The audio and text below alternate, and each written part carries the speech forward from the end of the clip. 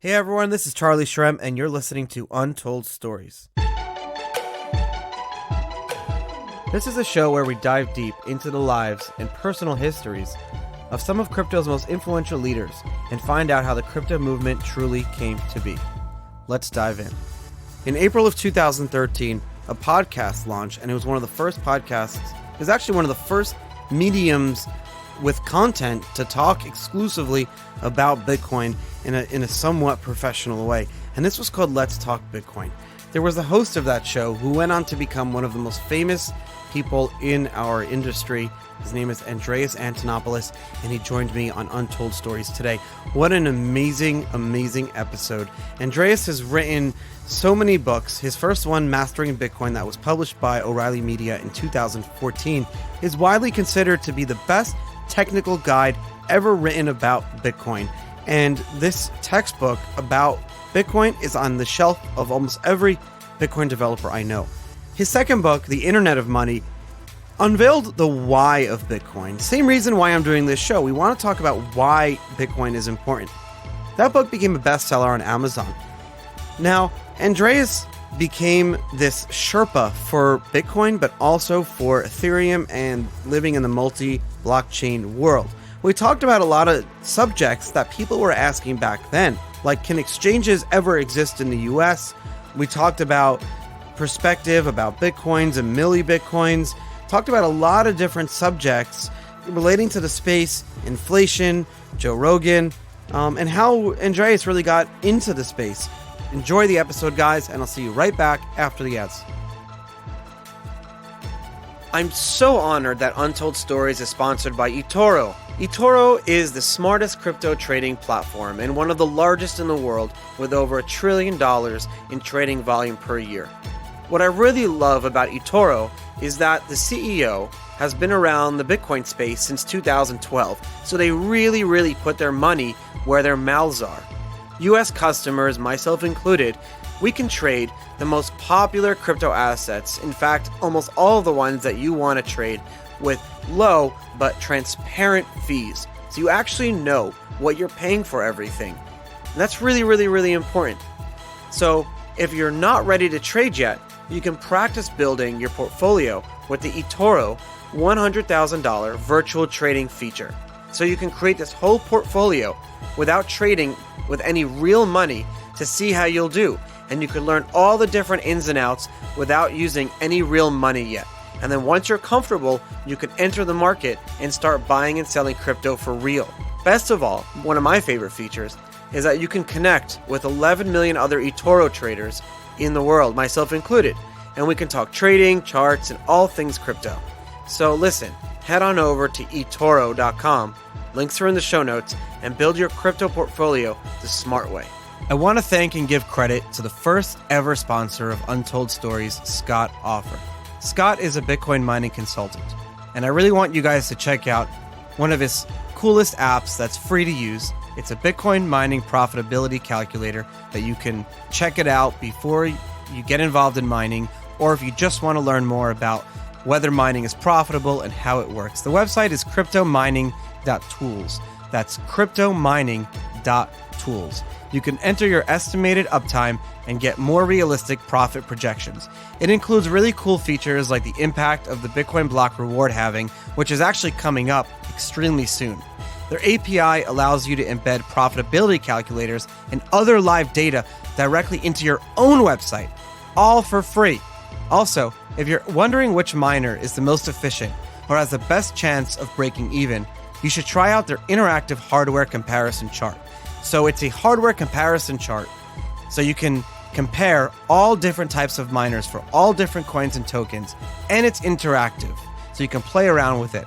It's by far the best tool if you have any questions about mining, or if you want to learn more about mining. It's the best tool. You can check it out. As a mining consultant, Scott helps you make data-backed business decisions. He will be involved in the process if you want to buy a miner, if you want to sell a miner, if you have miners that need to get into data centers. I mean, if you follow Scott on Twitter, even if you're not in the mining industry, you learn so much. I follow him. It's super cool. You can check it out on Twitter or Telegram at Offered Scott. That's OFFORD That's OFFORD Again, I want to give a special thanks to Scott. You were my first sponsor when the show was just launching. Thank you so much. Untold Stories wouldn't be here without the amazing production company Blockworks Group. A few months ago, I approached Blockworks Group and I said, hey guys, I want to do a show, Untold Stories. Can we make it happen? And these guys are the only event and podcast production company that I trust. Really, the show is powered by them, and it wouldn't be here today without the amazing work of the Blockworks Group team. So for access to all the premier digital asset conferences and to check out their other podcasts in their network that they produce, check them out at blockworksgroup.io. That's blockworksgroup.io. I promise you will not be disappointed. I'm really excited for today's episode. Actually, I probably say that after every episode, but this is a super special one and didn't require the large amount of research that I usually have to do. But we're very lucky to have Andreas Antonopoulos on the show today. Andreas, thank you so much for coming to the show.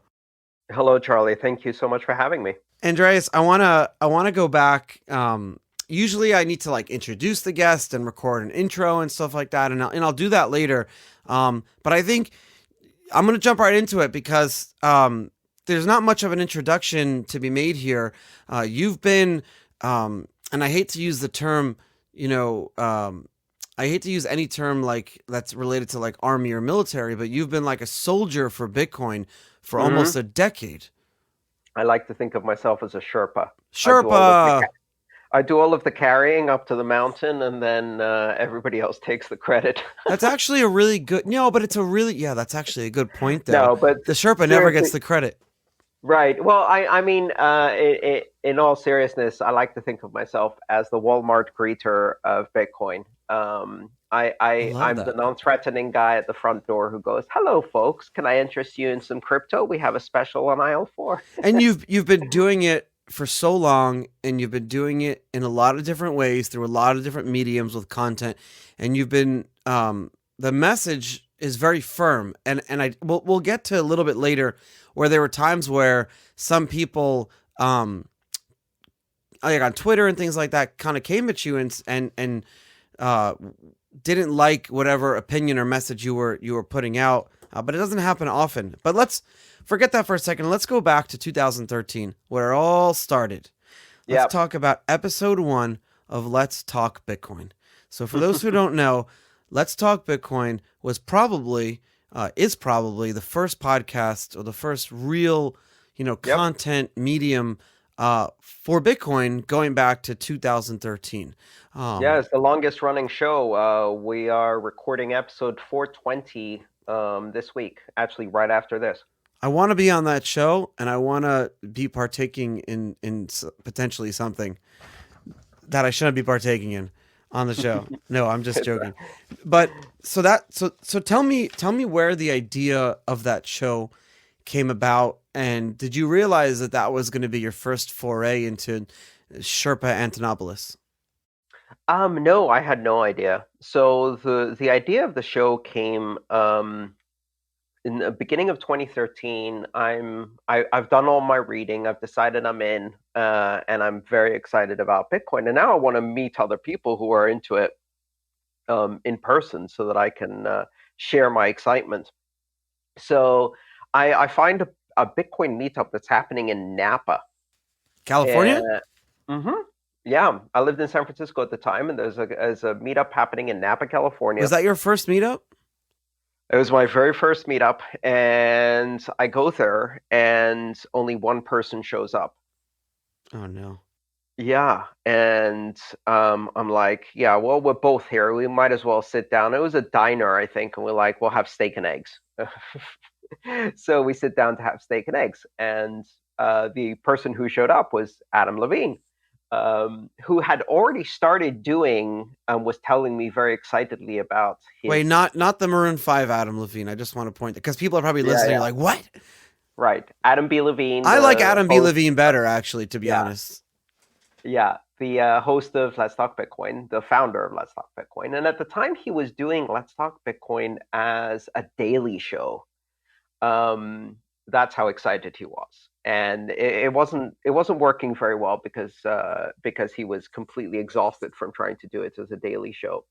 And we met up at that meetup, and then we kept in touch. And I think it was less than a month later that he decided to switch it to a weekly and reached out to me and Stephanie Murphy to invite us to join him on the show. And I jumped at the opportunity, and we recorded the first episode. I believe it was in April of 2013. So, who were the first hosts of Let's Talk Bitcoin, and tell me a little bit about them. Tell me a little about what was the vibes of that first kind of episode recording. Did you just met Adam? Did you know Dr. Murphy before? No, I didn't. I met Stephanie on the show when we were both hosts, and Dr. Stephanie Murphy, she's a PhD in neuroscience, I believe, and she is a long time involved. She's been involved long time in the libertarian movement, and at the time was had been exposed to Bitcoin and had learned about Bitcoin from going to events like PorcFest in New Hampshire. You know, the libertarian Yeah, Burning she Man, if was. you I think like. that's where I actually met her as well, at the same place I met Jeffrey Tucker at in Nashville, New Hampshire, at like one of the Free Early State ones, yeah, Project 2013 or something like that. yeah. That's where Mandrake was selling Yes, bacon weaves and baklava for yes, Bitcoin, we've had him on the and show too. yeah. So a lot of the very, very early people involved at the time were it came out of that community. I had no involvement with the libertarian community at the time. I came at it from the computer science side. Anyway, so we got on the show and we started recording, and it was just a free form chat, and the format hasn't really changed. Is We there is there an intro to Let's Talk Bitcoin like that was then that's different now? No, not really. How do you guys start the show?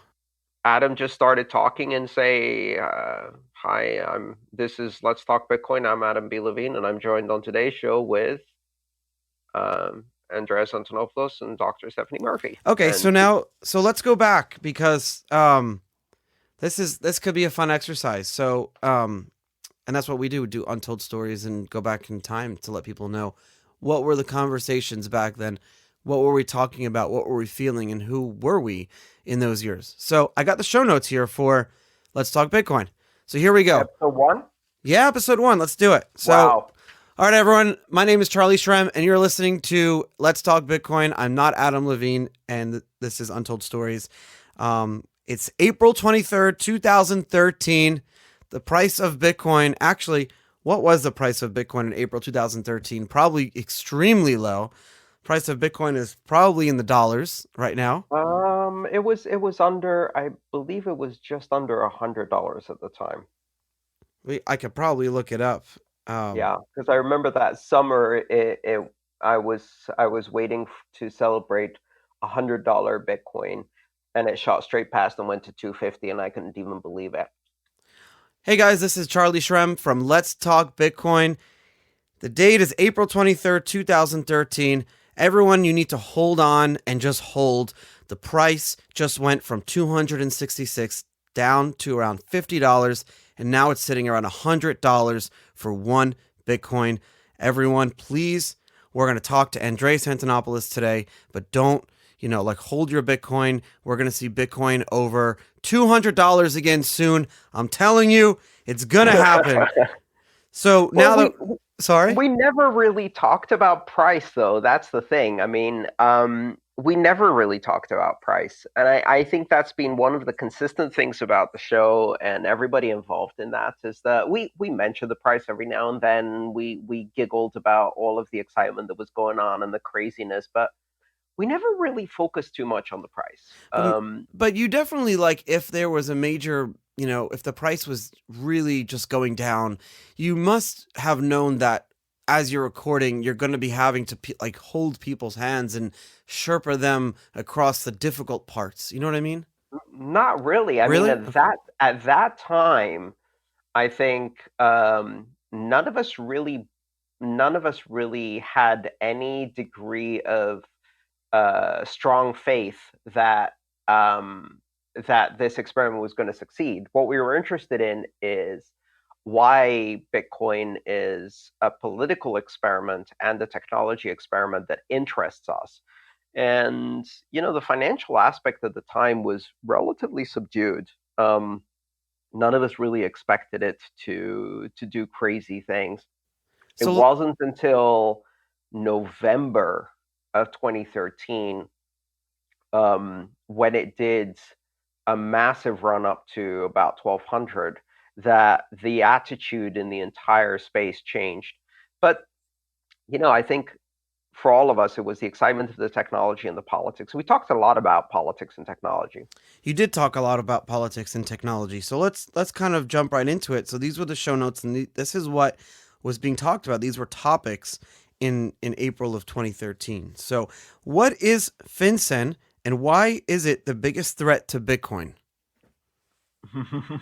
Do Yeah, you I remember when remember that. FinCEN FinCEN, that was when FinCEN came out with their guidance. I think it was like literally Yes. around that time because we shut down BitInstant in June of 2013 because of that Yep. FinCEN guidance. So what was that guidance, and who is FinCEN? So FinCEN is the Financial Crime Enforcement Network, I think, and Yeah, it's you're a right. Yeah, regular. of the Yeah, IRS. it's a regulatory agency that I believe is part of Treasury, and what they do is they deal with money laundering regulations. So they issued some guidance about um, the requirements for money transmitter licenses for people who do exchanges, or something like that. I can't even remember what the exact guidance was. It was the first of many regulations to follow. And And that's I why it was what I so do important. remember, what I do remember is that everyone in the Bitcoin space was freaked out because what they thought. So this was the first time when people started saying, "Oh no, the U.S. government is going to kill Bitcoin. They're going to ban Bitcoin. What if they ban Bitcoin, etc." And that's when we started talking about those topics, and started talking about the fact that in practical terms they can't. Do you think we were more afraid of the government banning Bitcoin, whatever that even means, then as we are now? I No, we weren't. At least the people who are on the show, a lot of the people who are around, no, we weren't. Primarily from my perspective, looking at this, with my experience coming from the internet technology and computer science side of it, I had a good understanding of these battles because we had already fought them on the internet with the music industry over file sharing and peer-to-peer networks, and over the web and over the Clipper chip and various encryption technologies. And in every single case, the government had tried to regulate technology out of existence and failed miserably, Well, and only strengthened that technology. you guys had talked about that because one of the next topic was that an exchange in the United States, Bitfloor, was forced to shut down. You remember Bitfloor was one of the earlier exchanges, Right. and then you guys talked about, can exchanges even exist in the U.S.? Why was that such an important topic? Because right now that seems extremely of an obsolete question. Well, at the time, um, really, we were still in an environment where empty Gox was the only real serious viable option in terms of liquidity. And empty Gox had already had a number of problems. We all knew that it was a very poorly designed system.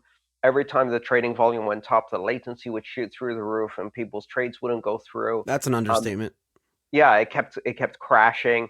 So we had essentially only one major exchange that was providing the vast majority of the liquidity.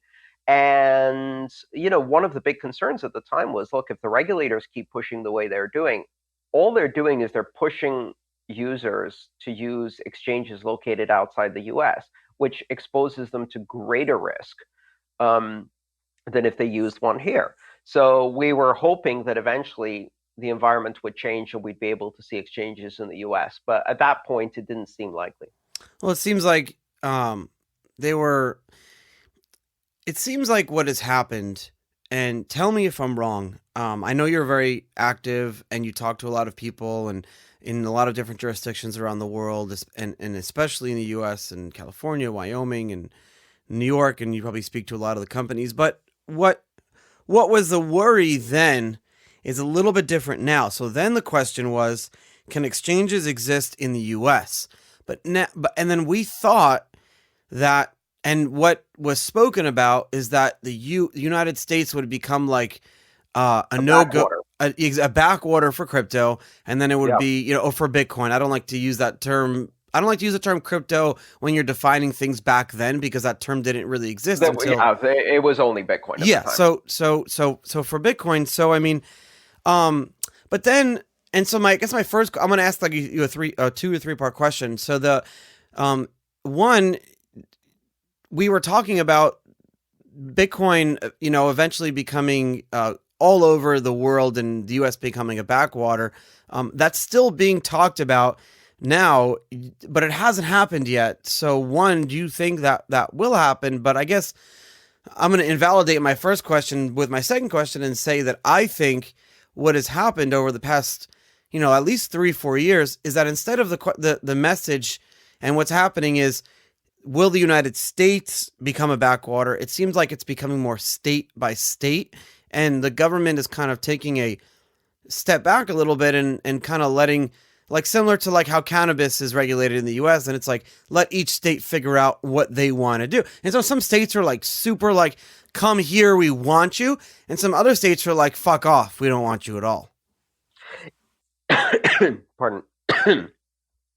Yeah, to a certain extent, but I think we had already talked about it then. The big difficulty that the United States has, which in many industries is an advantage, in other industries is a big disadvantage, is the fragmented legal, jurisdictional kind of landscape. Uh, the rules that apply to securities, taxes, currency, money transmitters, and banking are patchwork of state and federal jurisdictions, with half a dozen federal agencies vying for position as to who's going to regulate it. From time to time, we've seen FinCEN, the IRS, Treasury, CFTC, SEC, and several other agencies give their own kind of take on what's happening in the space. And then you have all of the state agencies dealing with all of the exchanges, making it very, very expensive for exchanges to operate in the US, but also creating a lot of uncertainty. I think in the end, the US ensured that they would kill retail use of Bitcoin in the United States. And they killed that very, very effectively with the IRS ruling that required capital gains reporting for every transaction with no minimum amount exception. So every other currency, if you do a transaction under $600, then it's not subject to capital gains. It's considered just a cash transaction. But that doesn't apply to Bitcoin. So if you buy a cup of coffee, you have to do capital gains reporting, which makes it impossible for people to do retail transaction in the US. The accounting cost becomes insurmountable. So the IRS effectively killed retail use in the US. Oh, and And then when that happened, you say to yourself, why does it matter? Who cares what they say? The problem is, for the listeners, is that when they did that, all the companies that operated in the space at the time, and even now, but especially at the time in the Bitcoin space, now these companies have to almost shift their business models, because they're not focusing on, people buying cups of coffee in right, retail. Um, absolutely. and over time, that's what happens. So it's like, you can't, it's like if you put a frog, if someone had this great analogy the other day on the show, is that if you put a frog in boiling water, it's going to jump out or it's going to die. But if you put a frog in warm water and slowly turn up the heat, it's not going to jump out, because it doesn't know better. It thinks that's the norm, and then eventually the water will become too hot and it'll die. And what you described is the perfect example of that slow attack on Bitcoin. Right. Yeah, and I think that's and it's getting worse, right? So recently, a couple months ago, the IRS issued new guidance where now you're responsible for paying income taxes on every fork that happens, whether you know it or not, whether you sell it or not, whether you are able to find a market to sell it. and you pay income taxes on the price of that asset, even if it's only listed on a very small market with very little liquidity, and the price is meaningless. So it's a ridiculous ruling, which either stems from a fundamental misunderstanding of how these things work, which is very likely. Of course, they do not understand how these things work, but also it has a fantastic chilling effect on holding and keeping keys under your control. So it pushes people to do custodial services But because then it becomes their problem. economically, socioeconomically, is it better to have our system here that we have today? Um, is it better for it to be a, a holding or like a digital gold or whatever, or is it better for it to be spendable? Well, I mean that depends on where you are and what you're trying to do. I think it's I, both. I think it's I, the I think it's both, but I think that again depends on the context. Like in some countries where you have severe inflation concerns, then one use of the currency is more important than the other.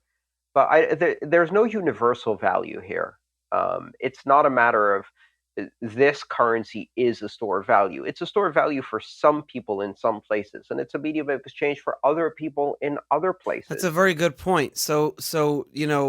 Would you agree with me if I said that because that psychologically, anywhere in the world, pretty much at any time you want, you can sell your Bitcoin for any local currency?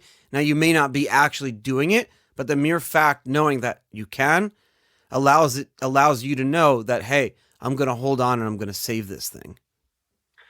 To a certain extent, but then again, I use Bitcoin and not just Bitcoin now, but I use Bitcoin as a medium of exchange a lot because I run a business and I have now 11 members of staff, some full time, some part time, some Congratulations. contractors.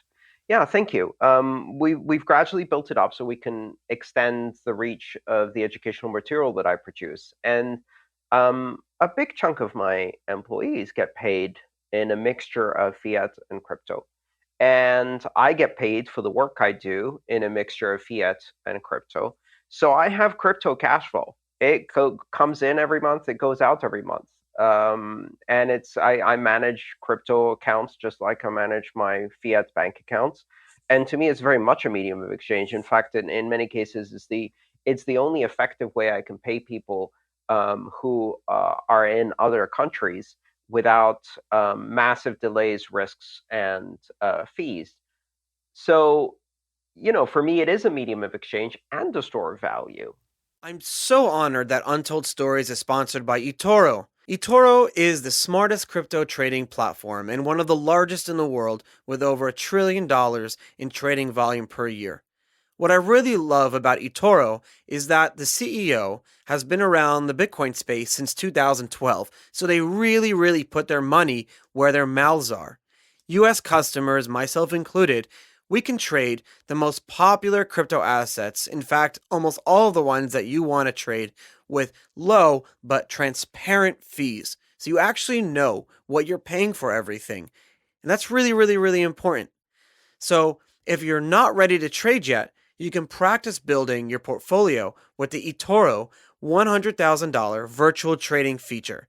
So you can create this whole portfolio without trading with any real money to see how you'll do. And you can learn all the different ins and outs without using any real money yet.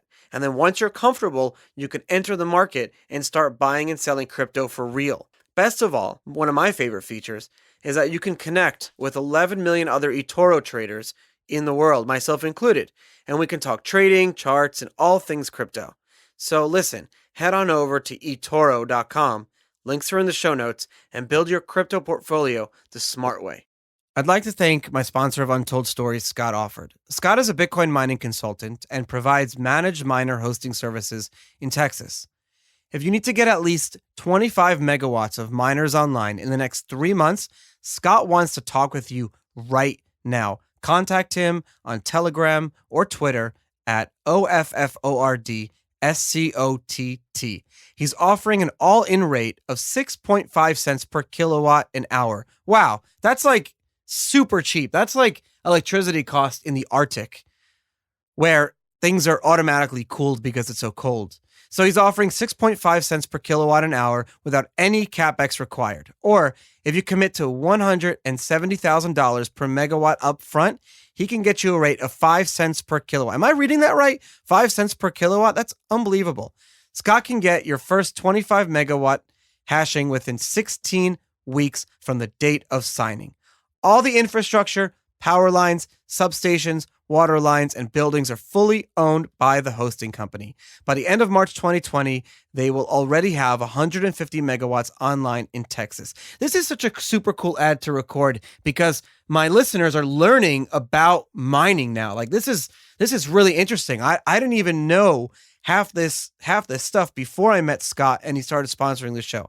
So make sure you check out Scott on Telegram and Twitter at OFFORDSCOTT. And Scott, thank you again for being my first ever Untold Stories sponsor. So still like you, I completely agree. And it actually, there's a nice feeling that I get when I send Bitcoin, and I'll tell you why. Like you, I run a business, a few businesses, and I get paid in Bitcoin and fiat, but I also pay out frequently in Bitcoin. So I'm also using it as a medium of exchange. And one of the reasons I do it, and one of the reasons I love it, is there's no better feeling, and the listeners will know what I'm talking about. If you're someone who has to send wires or mail checks frequently, there's no better feeling, and there's nothing better than when you send a Bitcoin transaction, let it be for $1,000 or even for $100 or for $100,000. As soon as you click that send button, you have a transaction link of the actual transaction in real time on the blockchain that you can copy and paste and send to the person that you're sending the money. Say, here you go, proof in real time. And it's like a super cool thing because it's not happening like, when you send wires, you're like every bank is a little bit different. And you're always like wondering, Yeah, like, it's 3 to 5 days. they have a whole office. Like, literally, my bank has a whole office here an hour away. Really nice people, by the way. I talk to them very frequently. But there's like 15 people working in this office, and their job is to just manage the wire transfer department. Why is that needed? It's not. Well, it's needed because of the fourth property of money that I've discussed in my talks. Money has the three properties we know of, which are store of value, medium of exchange, and unit of account. And then it has a fourth property that was introduced in the 1970s, which is system of control. And it's the system of control aspect of money, a system of surveillance and control of populations that is the aspect that overrides all of the others. And that's why there's 15 people in that department. They're not there to enable the medium of exchange function of the money. They're there to enable the system of control function of money. They're not there to allow wire transfers. They're there to stop wire transfers. Compliance, basically. Right. Compliance of a system, not just compliance for them, but compliance of a system. So the system should work. What we've learned from Bitcoin is that you can have a financial system that works like a well-oiled machine perfectly, just seamless with like butter. But then you have the legacy financial system that at its start is living with a crutch because at its start, we're looking at Bitcoin that is completely fluid, and then you have this other financial system that is just not. And then every person, it's fragmented. Every person, every company, everything, every database, everything that operates within that system, the legacy system, is there to slow it down and make it more expensive and more difficult to use. Yeah. So, from my perspective, when, one of the interesting things is people often ask me, well, why would you use Bitcoin as a medium of exchange if it's volatile? Aren't you worried that you're going to, lose money if the price goes down or gain money if the price goes up? Wouldn't you rather just hold? And that's the other thing that we may have as a common experience here is that when you use it as a medium of exchange frequently enough, all of that averages out. So if you only use it outgoing, right, you're only paying for things in Bitcoin, then obviously the volatility is going to drive you crazy. Um, but if you also earn it and you pay out and you do it frequently enough that this is something that happens every month, every week, then all of that volatility just averages out, right? I never thought So, about that. so yes, the price goes down, and as a result, when I pay for something, I'm spending more Bitcoin. But I just sent out an invoice, and because the price went down, I get paid more. So when the price goes down, I earn more Bitcoin for each dollar I've invoiced, and I pay more Bitcoin for each dollar I owe. And when it goes up, the other way around. But it doesn't matter because as long as there's flow, so that's a really important thing to realize, which is volatility doesn't matter if you spend a lot of the time in the economy of Bitcoin, and you're both earning and spending at the same time. All these factors you say really matter because economics is 50% math, 50% psychology. How we think about Hmm. money, how we act. When you pull a little lever and lower interest rates by point quarter of a percent, you may think it's trivial, but it has such an impact on markets, and then also psychologically how we act and react towards money.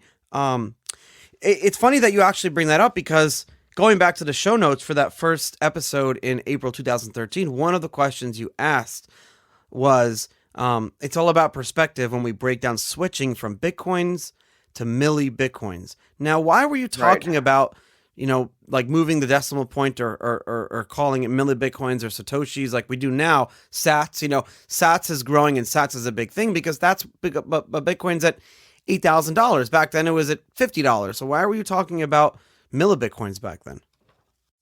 Because for a lot of the small value retail transactions we were doing in terms of, say, a cup of coffee, we were still talking about spending 0.15 Bitcoin or something like that for a cup of coffee. And in fact, if you look at the examples I have in Mastering Bitcoin, which was written during that time, the actual examples with real transactions that I did for a cup of coffee were 0.15 Bitcoin. So from a human perception perspective, it is very difficult to deal with fractions and well, basically floating point numbers because humans aren't equipped to deal with that. The hardest arithmetic to do in your head, especially if you're not Decimals and particularly, fractions. is division, yeah, and decimals and fractions. Does So that have anything to do with the fact that why we like whole numbers? Like, why do we care about a Bitcoin price at absolutely, 10,000 or 5,000 or 20? What does the whole because number matter? because we have 10 fingers, we don't have a tenth of a finger. Um, and it's difficult to subdivide unless you start using knuckles. But Oh, I never thought about using knuckles before. You have three oh yeah, knuckles. One, two, a well, lot two of knuckles.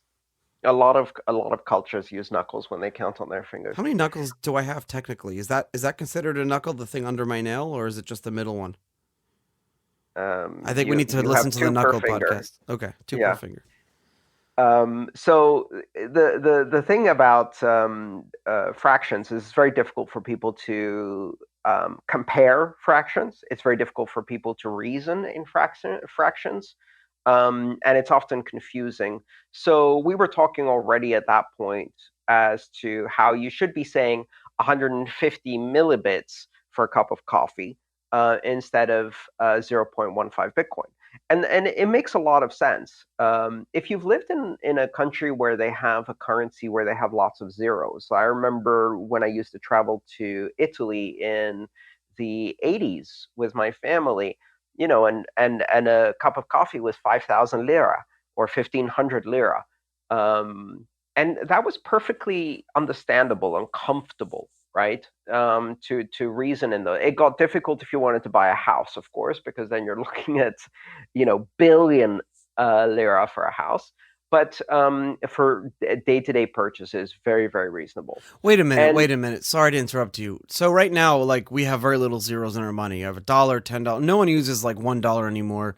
People don't really use yes, $5. It's like 10, 20s, hundreds. Um, yes. We're But heading in that direction. We're heading to the lira well, style. we're going that way because of inflation, and I want to ask you Right. about that. But are you saying that for a retail environment or for person to person in places like Nigeria, Argentina, or anywhere where there's like anywhere where they have a lot of zeros, but inflation kind of tapered off, it's a better retail environment when you have a lot of. I never thought about that. Not a lot of zeros, but A few certainly not more, for yeah, a few more. Not fractions. So um, like it's cents. I hate cents and yeah. coins. There's no reason for them. Exactly. But imagine if those actually were worth buying something and you had to deal with all of that change and counting fractions and trying to multiply it up to a dollar, et cetera. And that's where we are with Bitcoin. So moving to millibits was a perceptual trick. The other big important reason why we were talking about it at the time was the fundamental misunderstanding that continues today is I can only buy a whole Bitcoin, right? Which even then was expensive for people, right? So we wanted people to understand that they could buy and spend fractions of a Bitcoin.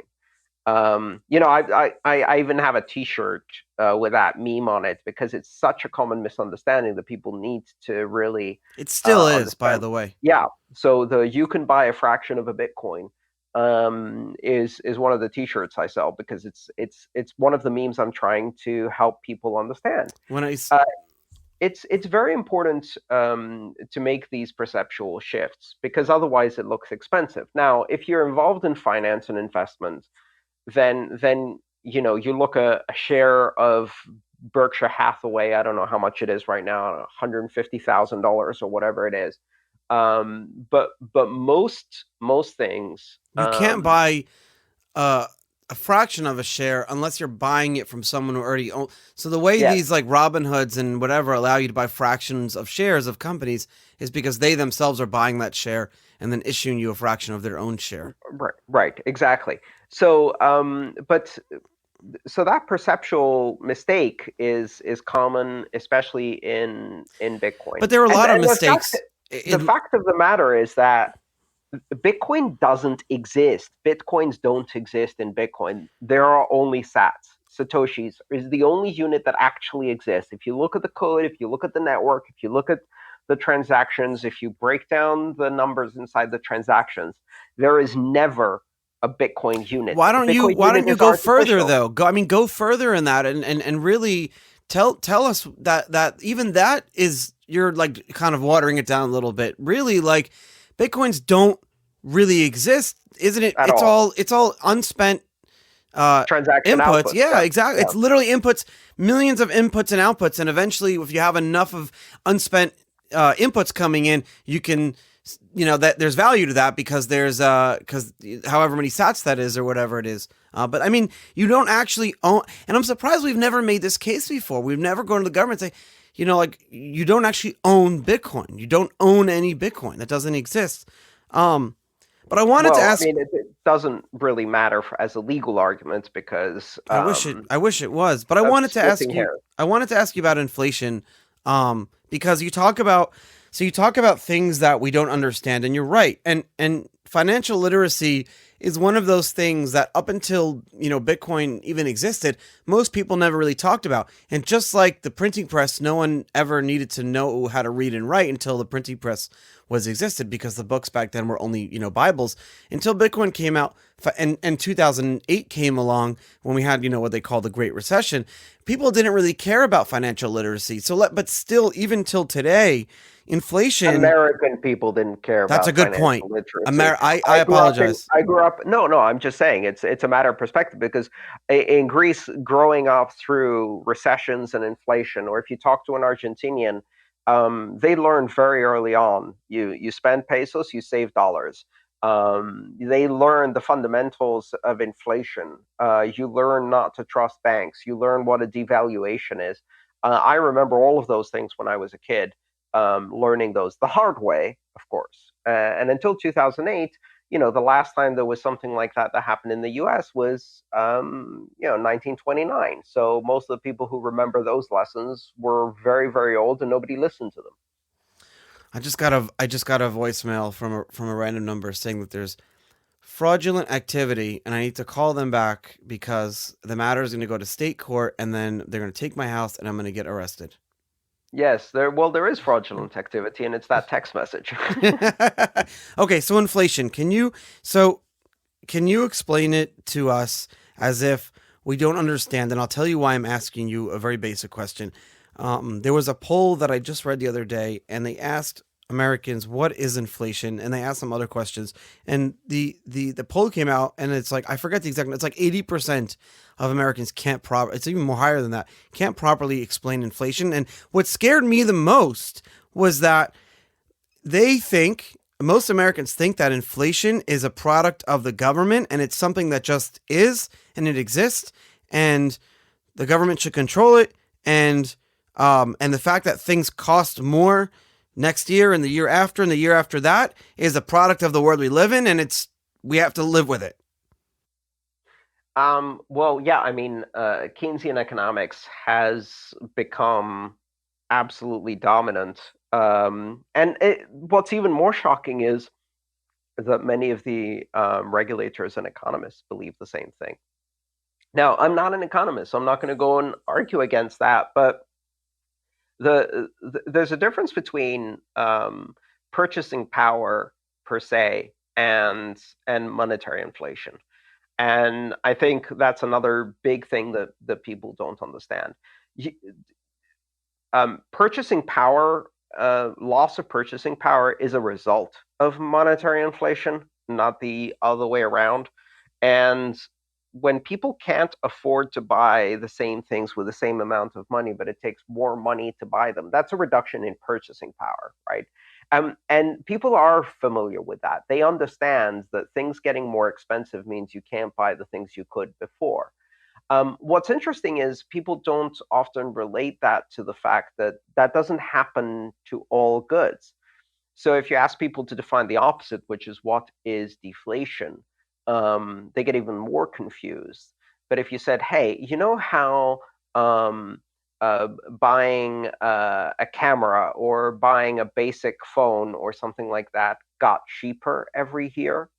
Or how buying a color printer gets cheaper every year instead of more expensive? Um, Technology. Yeah. right, right. So technology is a fundamentally deflationary industry, and it's deflationary precisely because of the advancements of Moore's law. But and again, if you talk to mainstream economists, deflation is bad. But if you relate it to purchasing power for consumers, it's great, right? Um, but there's a lot of things that have to do with financial literacy, and I find the biggest challenge I have trying to explain Bitcoin almost always goes back to the fact that people have no idea how money works in the first place. It's a magical, mythical thing, and in order to explain But that's Bitcoin, on purpose. I often have to take two steps back and start explaining money. Partly it's on purpose, partly it's the luxury of living in a country where, for the most part, for a very long time, money has worked. So if and a lot of American libertarians complain about Federal Reserve notes and the U.S. dollar being inflated, et cetera. But to be honest, the level of inflation the United States has experienced over the last um, 50 years since the introduction of the US dollar in 1971 is not very bad compared to the rest of the world. The average currency only has a lifespan of about 27 years before it But that collapses. doesn't mean we should accept it as a norm. No, but if it's so slow that you don't notice it, then people can exist in the fake comfort of ignorance and not need to know about these things. There's no question about whether a Greek or an Argentinian, a Venezuelan or a Cuban needs to know about inflation. Of course, they need to know about inflation because it happens at such a rapid pace you can't ignore it. Whereas inflation in the U.S. dollar and a handful of other currencies has been so slow that most people can just go on with their lives in the comfort of ignorance. Um, for most Americans, the biggest difference in purchasing power is not the gradual inflation, but it's class movement, it's economic status, right?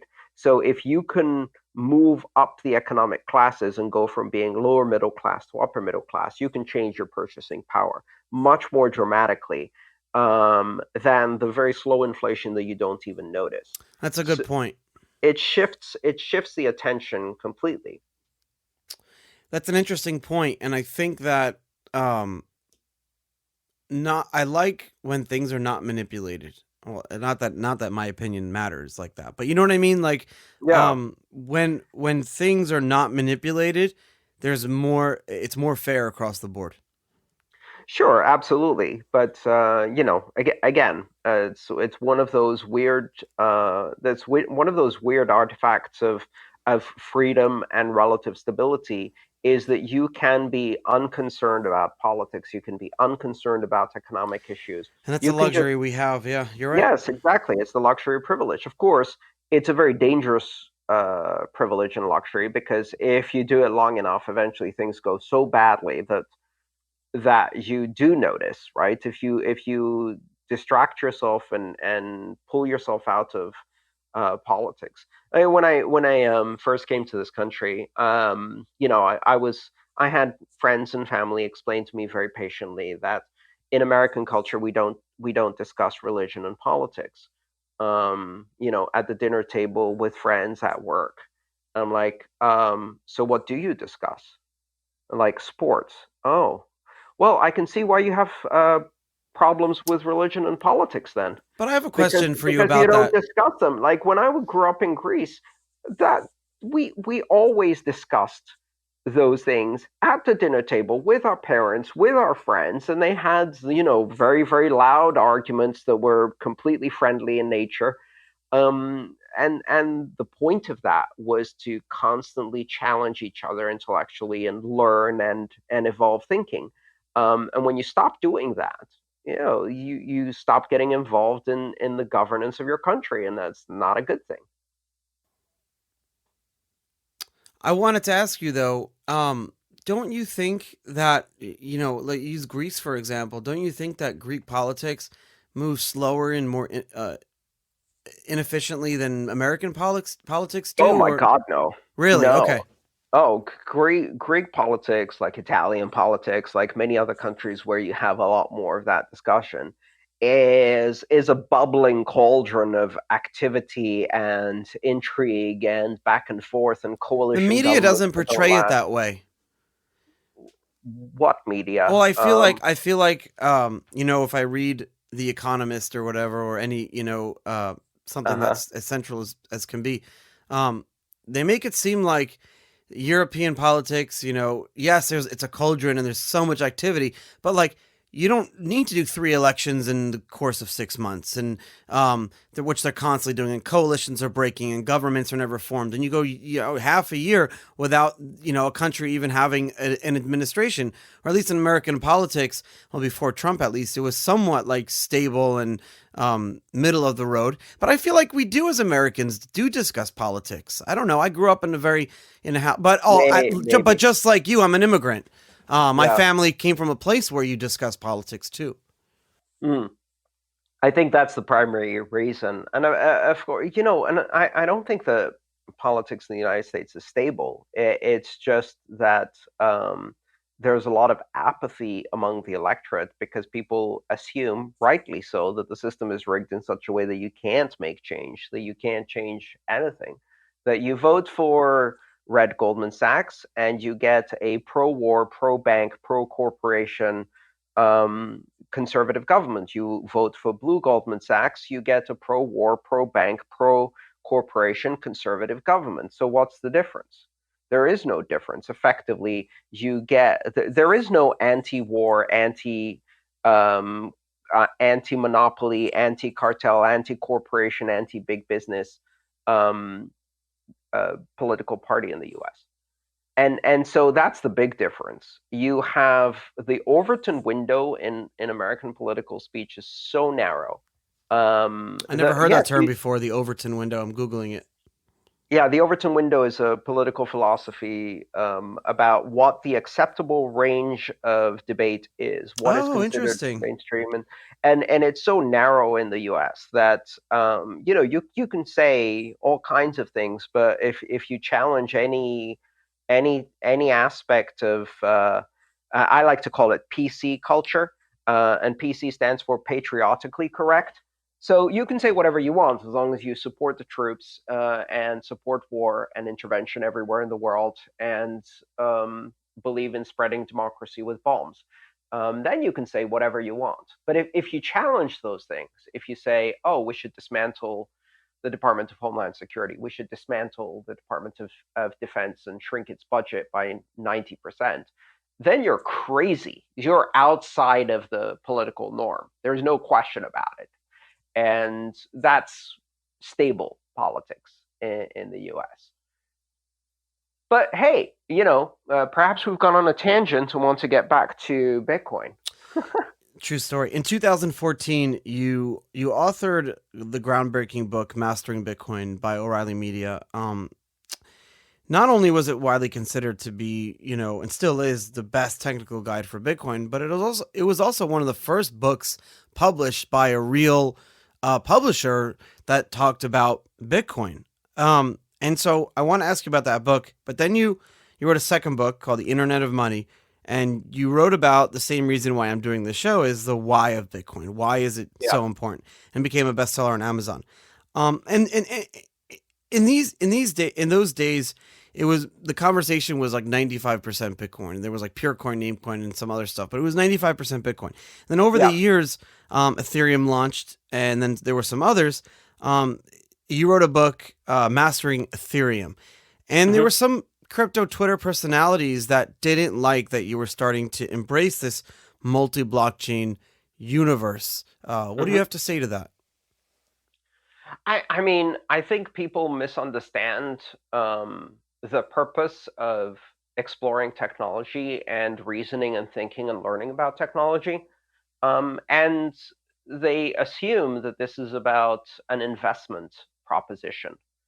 And a lot of the criticism I got was from people who are in the investment trading and are into Bitcoin for monetary reasons, who are not involved in technology and software development. And that's not my background. I'm a computer scientist. I do software and open source software specifically. And so for me, learning about the technology is not a matter of doctrine or which is a correct investment and which one is an incorrect investment. I didn't write Mastering Ethereum to tell people to invest in Ethereum. In fact, the book isn't just about Ethereum. It's about any virtual machine programmable smart contract blockchain, which now applies to probably 20 different chains. And I wrote it because I wanted to learn more and I was interested in the topic. So I'm never gonna curtail my curiosity to satisfy somebody's purity test. I got a lot of pushback from that because people thought I was criticized for promoting a scam, which of course I never promoted anything. But I that's you talk about Overton window. That's on one extreme side Yeah. and most people love the book. But I guess Yeah, I had that conversation often, which people said, "Well, why would you write well, a book on Ethereum?" And I would ask them, "Well, have you read it?" Andreas, I They say, "Well, guess I don't want to read it because it's a scam." I'm like, "It's a book that's available for free. It's under an open source license. yeah. You can read it at no cost. You're telling me that you're criticizing me for writing a book that you have not read. If you want to know why I wrote the book, read the damn thing. And then maybe you'll understand why I'm interested in this technology, or maybe not. But don't criticize a book you haven't read. I think that's it. That's intellectual cowardice. It's being afraid to expose yourself to an idea because you've decided you disagree with it without knowing anything about it. And that's definition of ignorism. Not Textbook. right. Yeah, it's willful ignorance. And I don't do that, and I really don't care. Now I'm writing my sixth book, which is Mastering the Lightning Network, And now I'm getting flack from a different group of Twitter people who What are about offended. mastering Ripple? No, I'm just Yeah, joking. maybe that will be that will be my 20th book. Well, listen, if Uh, there's it's very basic. If there's a developer community out there large enough where it warrants a technical guide, then yeah, you're gonna write a and I'm book gonna about write it. it. Yes, because I believe in using You need to these eat. It's college capitalism. level textbooks. No, it's honestly it's not because people think you make money from books, don't know anything about publishing. Um, I actually ended up losing money on mastering Ethereum. I didn't do it to make money because I lost money on it. I lost money because it takes a lot of work to write a book like that, and you end up making barely minimum wage for doing it. And in the end, I also got so much flack and pushback. The I did lose a small part of my audience from the Bitcoin space who objected so strenuously to that they wouldn't invite me to conferences and things like that as a result.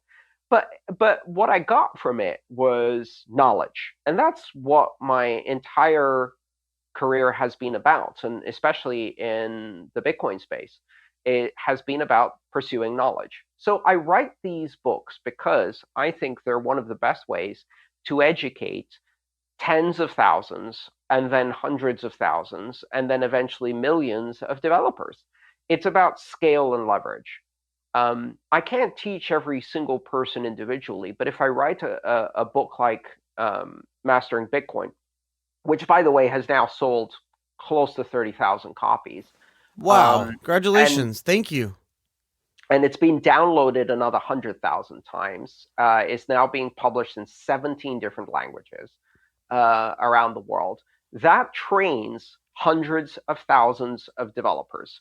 And pretty much any company you go into that's in our space that has developers, they have that on their shelf because that's how they train all of their new developers. And the same thing happens with mastering Ethereum, and I hope the same thing will happen with mastering Lightning Network. I can't wait for Um, the Lightning Network. I'm very excited about it. We talked about it yesterday on the show. Yeah, and it gives me an opportunity to learn, but it also gives me leverage because if I can teach more people about this technology, and if they learn about Ethereum through mastering Ethereum and then decide that they don't like the monetary policy or how it was mined initially or how the community culture works and they want to work on Bitcoin, well, guess what? Everything they learned there is still very useful. Um, I'm not forcing anyone to pick sides. So I take this criticism and I give it exactly the amount of respect and attention it deserves, which is zero. I thought you were going to say like a little bit. On this No. show, we have we have all different people from all different spectrums and beliefs, and so we've had Samson Mao, who very politely and probably gave me the one of the best arguments for maximalism. It was a great show. And then you had someone like Eric Voorhees, who just like you, brilliant entrepreneur, but then started embracing this multi-blockchain world, just like myself, by the way. I have as well. Also got flack for doing that. So we have all different types of people. But at the end of the day, you're right. You can have your own belief, but don't force your belief on other people. And it's I hate to throw names out, but there's an entrepreneur in our space who would for many many many years tells people that he was a voluntarist, and in voluntarism, if you Google it, it's one of the tenets of it is don't force your will on other people. But now is doing exactly that with his own thing, and I don't want to throw out names, but it's so interesting that happened. But I don't want to dwell Yeah, on that. Sorry, I don't want to dwell on yeah, that too much. I had a question from earlier that was more of my personal curiosity. I've only ever known you to be an entrepreneur, but you did briefly take up a full time job. You were the chief security officer at blockchain.info. Um, yeah. That was a part-time job, but yes, I did. so I guess my question is to you: do you consider yourself psychologically unemployable? Oh, absolutely. Yeah, and the only reason I took out that job at the time was because it was very difficult to continue. I started in this space. When I started in this space, I decided I would go full time into Bitcoin in 2013. So even actually early 2012, I dropped all of my other jobs, consulting work that I was doing, and I went full time into Bitcoin. And I've been full time since. And I didn't want to stop being full time and have to pick up other clients or other work outside the space. I could have easily done that, but I didn't want to. So, at some point I was broke. I was very in debt, and I needed ways to generate income, support my family, my dependents, and all of that. And so I took a part-time position with Blockchain Info as their chief security officer. And I think that lasted 8 months. And then I was able to find better ways to monetize my work. And gradually the space matured, and I was able to get back to being self-employed. I've actually been self-employed my entire career. I like it. I think, but for 2 years over a period of just over 30 years. Well, if anyone's ever learned about, participated, used, or benefited from Bitcoin or Ethereum or really any crypto in any way, you had a hand in it. So on behalf of everyone, I want to say thank you. And I have a special thank you to you. I don't know if you remember this. Actually, I've never told you this before. When I got arrested, there were a lot of people who threw me under the bus and didn't have my back. You went on the Joe Rogan show that has millions of listeners and defended me. And it was very emotional for me when you did that. So I just wanted to say thank you for doing that. Oh, you're very welcome. I honestly, I don't even remember that things like occurring. that. I remember things like that. Okay. I'll never forget for the rest of my life. Thank you. Seriously. I'll never forget that. Andreas Antonopoulos, thank you so much for coming on the show. Such a great episode, and I look forward to talking to you and seeing you again soon. Absolutely. Thank you, Charlie. Hey everyone, thanks for listening. New episodes of Untold Stories are released every Tuesday and Thursday at 7 a.m. EST on untoldstories.com, Apple, Spotify, or wherever you get your podcast. Untold Stories is produced by Jason Yanowitz, Michael Ippolito, Reed Hannaford, and Riley Silbert of Blockworks Group. Our account executives are Gina DeFelice and Julie Muroff. Our content is written by Kathy Zolo, Ronnie Tishner, and Scott Offord. Special thanks to Wayne Dallaire from Jump Dog Audio Productions. And of course, I'm your host, Charlie Shrem. You can follow me on Twitter at Charlie Shrem to continue the conversation. Send me some messages, feedback, or anything you want to say. And remember, please give some love to my sponsors, and I'll see you next week. Remember, strength in numbers, and information is power.